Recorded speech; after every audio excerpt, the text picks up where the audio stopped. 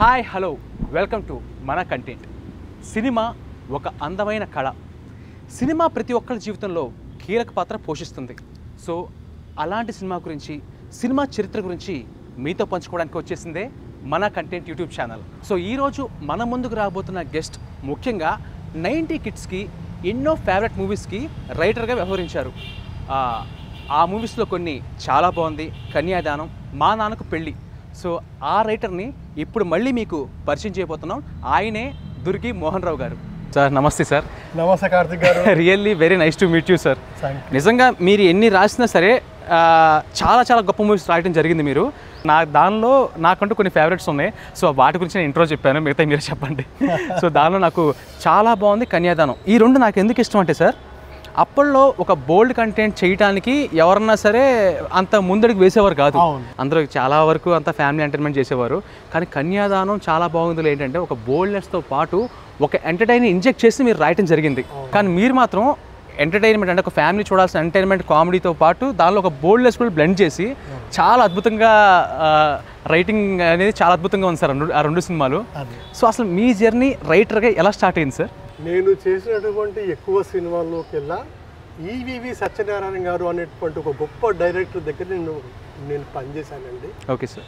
ఆయన first cinema కాకుండా second cinema Prema Khaidi నుంచి ఇంచుమించు అతను 38వ సినిమా వరకు నేను ఆయన దగ్గర దాదాపు 12 ఏళ్ల పాటు కొన్నిటికి గోస్ట్ రైటర్గా పనిచేశాను, కొన్నిటికి పేర్లు పడ్డాయి. ఆయనతో జరిగి చాలా బాగా మాకు అనిపించిందండి. అతను చాలా గొప్ప డైరెక్టర్ అండి. అతను జంధ్యాల గారు లాంటి మహాదర్శకుడి దగ్గర ఆయన చాలా కాలం పనిచేయడం వల్ల అతను ఆ కామెడీ తింటూ ఉండేది. అయితే అతను వ్యక్తిగతంగా మాత్రము ఫ్యామిలీ డ్రామా కావాలి అతను. ఫ్యామిలీ డ్రామాతో పాటు అతను చక్కటి కామెడీని, హెల్తీ కామెడీని అతను జనరేట్ చేయడంలో ఈజ్ నంబర్ 1 డైరెక్టర్ అండి. అందుకే జంధ్యాల గారి తర్వాత అంత గొప్ప దర్శకుడిగా అతనికి మొత్తం సౌత్ ఇండియాలో అంత గొప్ప పేరు వచ్చిందండి. అవును సార్. యాక్చువల్గా జంధ్యాల గారి తర్వాత ఇంకెవరు ఆయన రీప్లేస్ చేయరేమో అనుకున్నారు చాలా మంది. కానీ ఈవి సత్యనారాయణ గారి రూపంలో మాత్రం ఒక మంచి డైరెక్టర్ మనకి దొరికారని చెప్పాలి. మహానుభావుడు అండి. మళ్ళీ ఇప్పుడు మాత్రం ఆయన రీప్లేస్ చేసే డైరెక్టర్ మాత్రం అతన్ని రీప్లేస్ చేసే డైరెక్టర్ ఇప్పటి వరకు రాలేడు. ఇప్పట్లో వస్తాడు అనేటువంటి ఆశ కూడా లేదు. అసలు కామెడీ సినిమాలు తగ్గిపోయాయి. అవును సార్, అవును సార్. యాక్షన్ సినిమాలు మనకి ఇవి ఫ్యామిలీ డ్రామాలు తప్పించేస్తే చక్కటి కామెడీ జంధ్యాల గారు, ఈవి గారు లాంటి వాళ్ళు తీసేటువంటి కామెడీ సినిమాలు రావట్లేదండి. అదే సార్. దానికి కారణం ఏంటంటే, సపోజ్ మీకు హారర్ సినిమా ఉందనుకోండి, ప్రేక్షకుడిని భయపెట్టించేటువంటి అవసరం లేదు మీకు సార్. యాక్షన్ సినిమా ఉందనుకోండి, మన ప్రేక్షకుడిని బీభత్సంగా భయపెట్టించేటువంటి అవసరం లేదండి.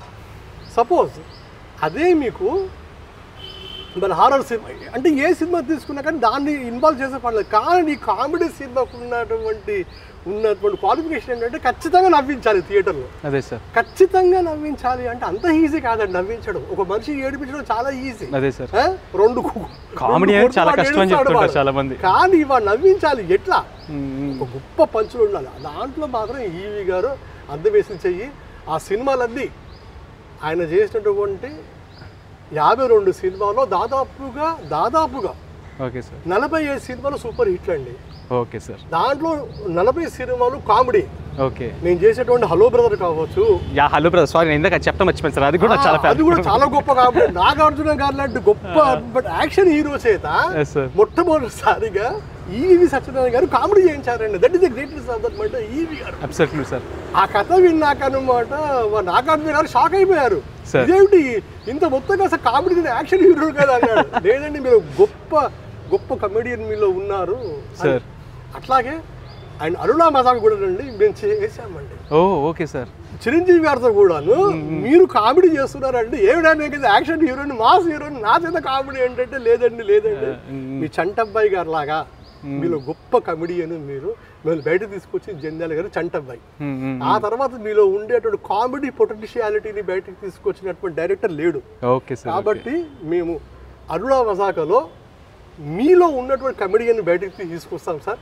ఎంతసేపు మీరు యాక్షన్లు, ఫైట్లు, గీట్లు చూసేశారు, మరి మీలో ఉన్న కామెడీని మనం చూడకూడదు కదా అని ఆయనతో కూడా సినిమా యాక్షన్ సినిమానే ఫ్యామిలీ డ్రామానే.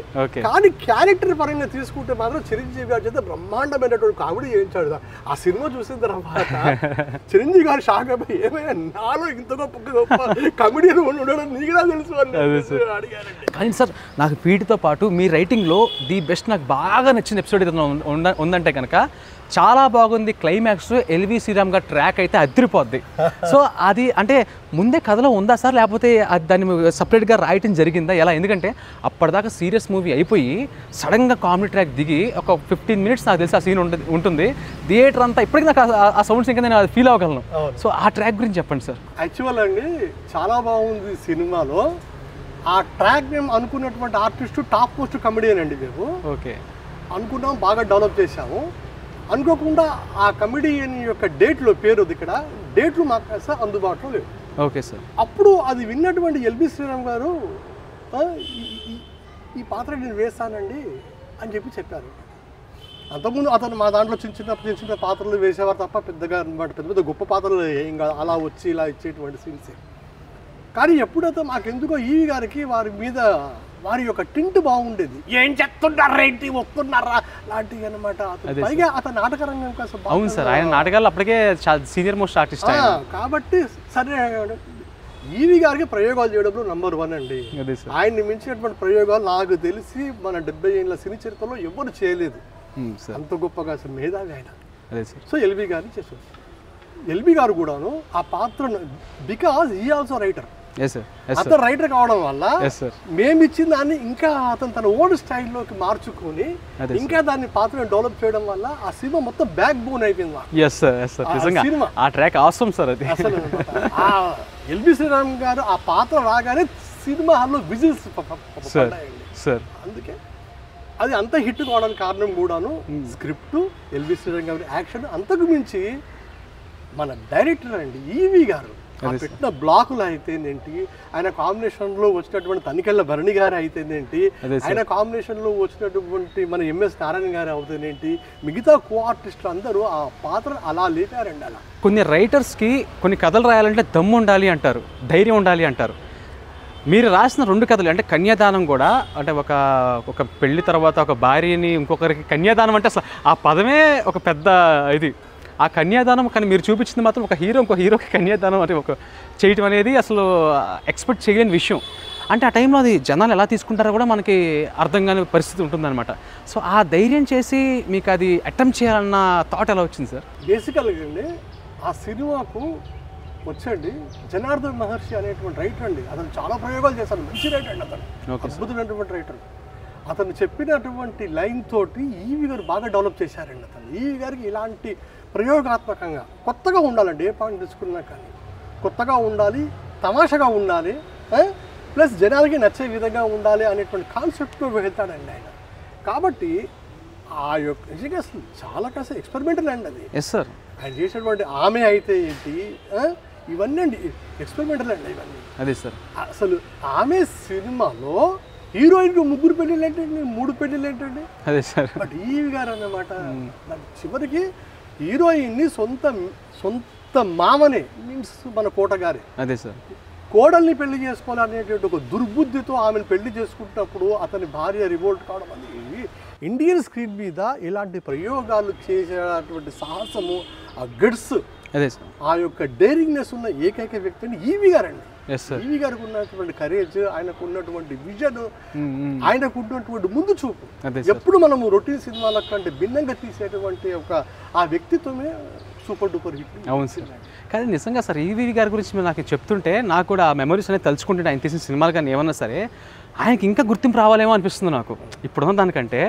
ఎందుకంటే సాధారణమైన విషయం సార్, కామెడీ చేయడం అనేది మామూలు విషయం కాదు. ఇలాంటి సబ్జెక్ట్ని దీనిలోకి ఇంజెక్ట్ చేయాలనేది కూడా సామాన్య విషయం కాదు. కానీ ఆయన రెండింటిని బ్లెండ్ చేయడం అనేది నిజంగా చాలా గ్రేట్ సార్.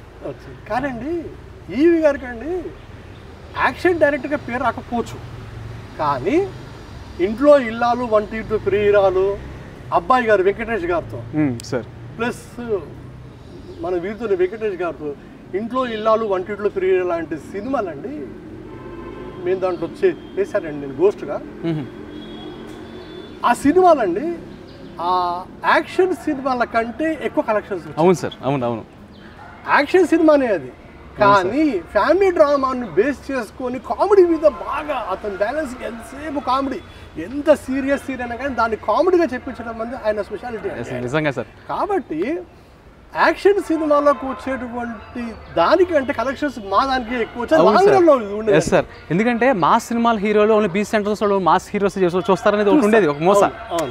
కానీ ఈయన సినిమాలు మాత్రం ఏబిసి అని తేడా లేకుండా అందరూ చూసేవారు ఈయన సినిమాలు. ఇప్పుడు ఇంట్లో ఇల్లాలు వంటింట్లో పిరియాలండి. ఆ సినిమా గురించి చెప్పాలంటే వెంకటేష్ గారు అంతకు ముందు అతను చేసినటువంటి యాక్షన్ సినిమాలు కావచ్చు, ఫ్యామిలీ డ్రామాలు కావచ్చు, లవ్ సబ్జెక్టులు కావచ్చు, వారికి రేంజ్ ఉండేదండి. అవును సార్. ఆ రేంజ్ కన్నా మించేసేసి ఇంట్లో ఇళ్ళలో వంటింట్లో మొత్తం కామెడీ అండి. ఎక్కడ మీకు యాక్షన్లు, ఫైట్లు, గీట్లు ఏమి ఉండవు. అయినా ఆ సినిమా అంత పెద్ద సూపర్ డూపర్ హిట్ అయిందండి. ఇప్పటికీ టీవీలో మీకు ఎవ్రీ 2-3 మంత్స్కు మీకు తప్పకుండా టీవీలో మీకు అది వస్తూ ఉంటుందండి. ఆనాడు ఎంత కాస్త క్రేజీ ఉందో ఇప్పటికి ఈ జనరేషన్ వాళ్ళు కూడాను దాన్ని అంతే. ఇప్పటికీ ఆయన సినిమాలు అలా చేసుకొని చూస్తూ ఉంటే అలా వెళ్ళిపోతుంది సార్. అంటే ఇప్పుడు యూట్యూబ్లో కూడా ట్రెండ్ అవుతూ ఉంటాయి ఆయన సినిమాలు, ఆయన కామెడీ సీన్స్ అన్ని. బికాస్ అనమాట దాంట్లో ఉన్నటువంటి కామెడీ పంచులండి. మామూలుగా అసలు సామాన్యంగా ఏ సినిమా తీసుకున్నా మీకు ఒక సీన్లో 2 లేదా 3 పంచులు ఉంటాయండి సార్. కానీ మా సినిమాలో అలా కాదండి. ఈ గారి సినిమాలలో ఆయన దగ్గర ఇంచుమించు 35-36 సినిమాలు నేను పనిచేశాను. ప్రతి సీన్లో కనీసం ఆయన చెప్పేది 10 పంచులు ఉండాలి అని చెప్పాను. 10 పంచులు ఉంటే సినిమా హాల్లో ఏ కదా 5 లేదా 6 పంచులు పేలుతాయి. మనం 5-6 పంచులు ఇచ్చేసి 1-2 పేలుతాయి బాబు వద్దు అని చెప్పేసి అంత పకడ్బందీగా. అదే సార్. ఏంటంటే మార్నింగ్ కూర్చుంటే రాత్రి 1 గంట వరకు మేము డైలాగ్ల మీద కూర్చునే వాళ్ళం. ఒక వెర్షన్ కాదు, 2 వెర్షన్లు కాదు, 5-6 వెర్షన్ రాసేవాళ్ళం మేము. రాసిందే రాసి ఇంకా దాంట్లో బెటర్మెంట్ ఇంకా నేను పని చేయొచ్చాను అంత రాస్తే కూడా మళ్ళీ సెట్లో మళ్ళీ ఇంప్రూవ్మెంట్లు ఉండేవా? మళ్ళీ స్పాట్ ఇంప్రూవ్మెంట్స్ అన్ని నేను రాసేది ఎంత రాస్తే 80% అక్కడ ప్రాక్టికల్గా కెమెరా పెట్టినప్పుడు వాళ్ళ ఆర్టిస్టుల యొక్క ఇన్వాల్వ్మెంట్ అక్కడ స్పాంటినియస్గా పుట్టేటువంటి పంచు డైలాగులు అవన్నీ వేసుకుంటే మీకు ఇంచుమించుగా 20% మందికి అసలు బెటర్మెంట్ వచ్చేది. అందుకే ఆయన సినిమాలు నేను చేసినటువంటి అన్ని సినిమాలు ఇప్పటికీ స్టిల్ కొత్తగా ఉంటాయి, బ్రాండ్గా ఉంటాయి. ఇంకొక 100 ఏళ్ళు అయినా కానీ అందరు కలిసి హ్యాపీగా నవ్వుకునేటట్టుగా ఉంటాయి.